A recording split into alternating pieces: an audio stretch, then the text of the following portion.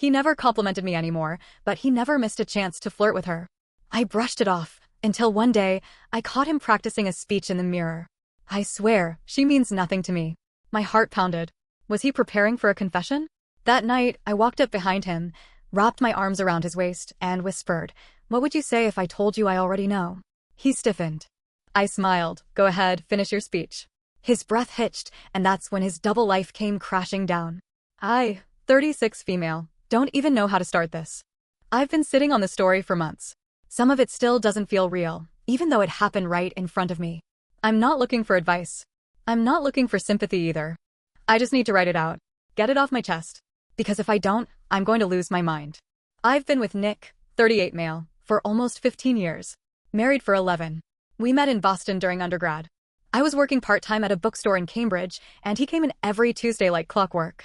Always browsing the psychology and true crime sections. He'd ask me dumb questions just to get me talking. I was shy, awkward. He was confident and funny. Eventually, he asked me out for coffee, and the rest kind of snowballed from there. We moved in together about a year later. He had a way of making life feel full. Every morning started with a joke. Every night ended with his arms around me. We did everything together. Brunches, weekend trips up to Maine, binge-watching terrible reality shows. It wasn't perfect, but it was ours. Comfortable. Safe. Somewhere along the way, it started to shift. I didn't notice right away. It wasn't like he cheated overnight. That's what gets to me most. It was slow. Little things that didn't seem like much at the time. Like how he stopped complimenting me. I used to walk into a room and he'd whistle or say I looked cute. That stopped. I thought maybe he was just tired, stressed from work. Life happens, right? Then the texting started. He started working at this tech company downtown in the Seaport district a few years ago. That's where he met Marissa. She was new, fresh out of grad school, full of energy. I met her once at a company barbecue. She hugged me, said how lucky Nick was to have me, and then spent the next 2 hours glued to his side. She laughed at every little thing he said, like he was the funniest man on earth. I didn't say anything. I kept my cool. But after that, her name came up all the time. Marissa said this, Marissa brought in donuts today, Marissa asked about that movie you like. I tried to be chill. I told myself I was just being paranoid. I didn't want to be that clingy wife who can't handle her husband having female coworkers. But it wasn't just me. My friend Rachel noticed it too. We had brunch one weekend, and she said, "He talks about her a lot. You okay with that?" I lied and said yes. I wasn't. Then came the late nights. He started working overtime, at least twice a week. I'd text him at 8:30 p.m. and get one of those "sorry, just wrapping something up, be home soon" messages. He always came home smelling like cologne. Not his. One night I asked, "Who wears perfume at your office?" He looked at me, blinked like I'd asked something weird, and said, "I don't know." People wear perfume, babe. You're being weird. So I dropped it. But I felt it. That gut feeling. That heaviness that just won't go away. I didn't have proof. But I knew. He started guarding his phone. Like, really guarding it. Before, he'd leave it lying around, face up, notifications on. Now it was always in his pocket. Face down on the nightstand. Silent mode. Password changed. I asked him about that too, and he gave me some excuse about security updates at work. I started noticing he would get really defensive over nothing. I'd ask how his day was, and he'd get snappy. If I asked if he was free for dinner next Friday, he'd get irritated and say, "Why are you always trying to lock me down? I have a life too, you know." Like I was bothering him just by asking about his plans. But he still acted like he cared. He'd still bring me coffee in bed some mornings. Still help fold the laundry. Still cuddle up next to me when we watched TV. He made me feel crazy for even thinking something was wrong. Then came the night that broke me. I'd gone to yoga class like I usually do on Tuesdays. But the instructor canceled last minute. I didn't tell Nick I was coming home early. I thought it'd be a nice surprise. I figured we'd grab takeout and maybe just sit on the couch like we used to. Laugh a little. Just BS again. When I got home, the house was quiet. The dog was sleeping in the corner. I walked upstairs to change out of my leggings, and as I passed the bathroom, I heard something. Nick. Talking. But it wasn't on the phone. I peeked in. He was standing in front of the mirror. Hands gripping the sink. Staring at his reflection like he didn't recognize it. "I swear, she means nothing to me," he said. Then again, more forcefully, it was just a mistake. It didn't mean anything. "I love you. I've always loved you." I stepped back. Quiet. Careful. My stomach dropped to the floor. He was practicing. Rehearsing. Preparing. I went numb. I walked downstairs like a ghost. I sat on the couch, stared at the blank TV screen for what felt like hours. I couldn't cry. I couldn't speak. My brain just kept playing his words on a loop. She means nothing to me. It was just a mistake. I love you. I didn't sleep that night. He came down later like nothing happened. Kissed the top of my head. Asked if I wanted ice cream. I said no. And then, the next night, I did something I never thought I'd do. He was brushing his teeth in the bathroom. Same as always. I walked in, stood behind him, and wrapped my arms around his waist. He froze. I rested my chin on his back and said, "What would you say if I told you I already know?" He didn't move. Didn't say a word. So I whispered, "Go ahead, finish your speech." He turned pale. Like, actual visible panic on his face. He looked like a man who just realized the walls were closing in. And that was the moment I knew for sure. I don't know what I'm going to do yet. I haven't told anyone in real life. Not Rachel, not my mom. I haven't confronted him again. I've just been existing. Watching him. Watching how he lies to my face every day like nothing's wrong. But I'm not the same anymore. I'm not brushing it off. I'm not gaslighting myself. I know now. And he knows I know. And I think that scares him more than anything. The morning after I said those words, "Go ahead, finish your speech," Nick acted like nothing happened. He got dressed like always, made himself coffee, packed his laptop. Didn't mention it. Not one word. He kissed my cheek and left for work like it was just another Thursday. That silence? It was louder than any scream. He didn't ask what I knew. Didn't try to defend himself. Didn't follow me around the house in a panic or come clean. He chose to pretend it didn't happen. So I started pretending too. I played the role. The perfect wife. I made dinner. I folded his laundry. I laughed at his dumb jokes. But behind that, I was watching. Calculating. Gathering every detail like I was building a case in court. I went through his emails. He'd logged into our shared Netflix account on his work computer, forgot to log out. I found an email from Marissa with the subject line, "Last night face-blowing kiss." Inside was just one line, "Still can't stop thinking about you." That was it. Nothing more. But it was enough. She didn't have to write a novel. That emoji said everything. The next day, I asked if he was working late again. He said yes. Some server migration that needed after-hours work. I nodded and kissed him goodbye. Then I followed him. I took an Uber so he wouldn't see my car. I sat 2 blocks down from his office, watching the glass lobby doors from behind a pair of sunglasses, heart pounding so loud it felt like it would echo off the pavement. At 7:46 p.m., I saw him, walking out the side entrance. In jeans. No laptop bag. No work stuff. Just his phone in one hand and his car keys in the other. He looked relaxed. I stayed in the car and followed him. He didn't go to Marissa's building. He didn't go to a hotel. He went to a small Airbnb in East Boston. I watched him punch in the code and disappear inside. I waited. Half an hour later, she showed up. I didn't even cry. I just sat there. My hands shook. My chest felt like someone was standing on it. But no tears. Because now it wasn't just a suspicion. It wasn't just a gut feeling. It was fact. He was living a double life. The next morning, I called out sick from work. I took the day to think. I needed a plan. I didn't want a blow-up fight. I wanted clarity. Truth. I wanted to look him in the eyes and make him say it. But then something happened I wasn't expecting. Around noon, I got a call from his boss. I only picked up because I recognized the number. "Hi, Mrs. Patel? This is Carrie from Delatech. Is Nick all right?" I froze. Why wouldn't he be? Well, he didn't show up to the all-hands this morning.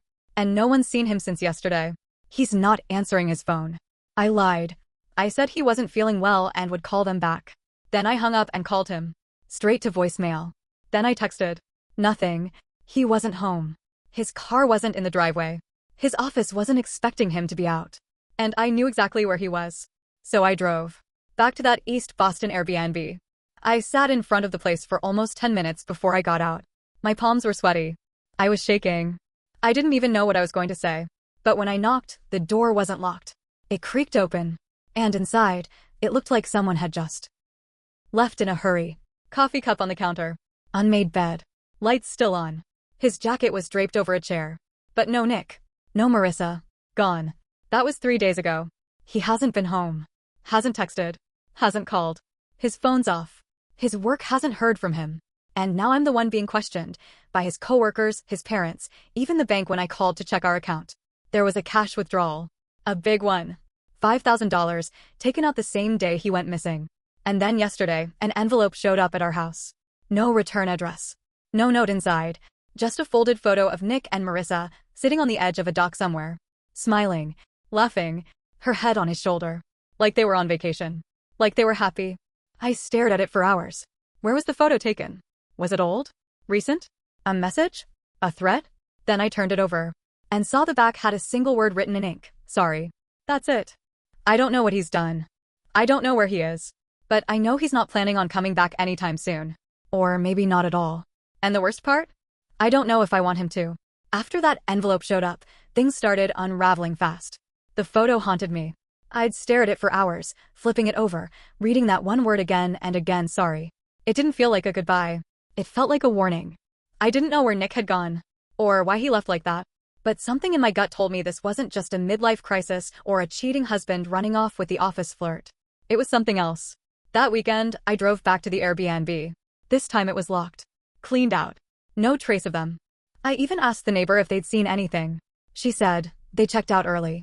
Left in the middle of the night. Didn't even say goodbye. But here's the twist. Nick didn't check in under his own name.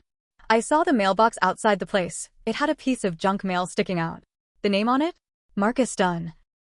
I had never heard that name in my life. But now my husband was using it to rent places. So I did something I never thought I'd do.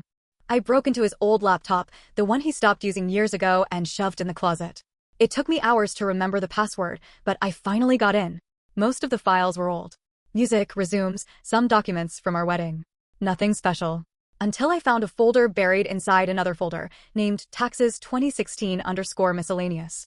Inside were scanned IDs. Not his. Driver's licenses. Fake names. Different photos of him. Same face, different names. Daniel Croft, Mark Lenz, Marcus Dunn. All fake. Different addresses too. Chicago. Denver. Flagstaff. He even had a Canadian one. I started shaking. This wasn't just cheating. Who was this man? I called Rachel. Told her everything. She came over and sat on the kitchen floor with me while I showed her the documents. She kept saying, this is not normal. You need to call the police. But I didn't. Because I was scared. What if they thought I was involved? What if he'd done something illegal and dragged me into it? All our accounts were joint. Our mortgage. Our taxes. What if my name was already tied to something I didn't even know about? And then came the next twist. That night, after Rachel left, I went into the garage to look for an old photo album. I wanted to see if there were signs. Something from years ago I missed. But when I opened the storage bin, I found a shoebox I didn't recognize. Inside were printed photos. Hundreds of them. Some were old. Us on vacation. Him at work parties. But some weren't. Some were surveillance style. Photos of me. Sitting at the kitchen table. Walking the dog. Talking to Rachel at the cafe near our house. Even one of me sleeping, clearly taken through the cracked bedroom door. I dropped the box. My skin went cold. I couldn't breathe. Why did he have those? Was he watching me? Tracking me? And then my phone buzzed. A text. From a number I didn't recognize. It said, don't go to the police. You don't understand what you've stepped into. I stared at the screen for a full minute. My hands were shaking so hard I could barely type back. Who is this? No reply. I called the number. It rang once, then went dead. The next morning, I checked our home cameras. The outdoor ones Nick had insisted we install years ago. They were offline. Disabled. All of them. I'd never touched the system, but suddenly, I was locked out of the app. Then I got another message. A photo. Of me. Taken that morning. Same outfit. Taken from across the street. The message below said, keep pretending. For your own good.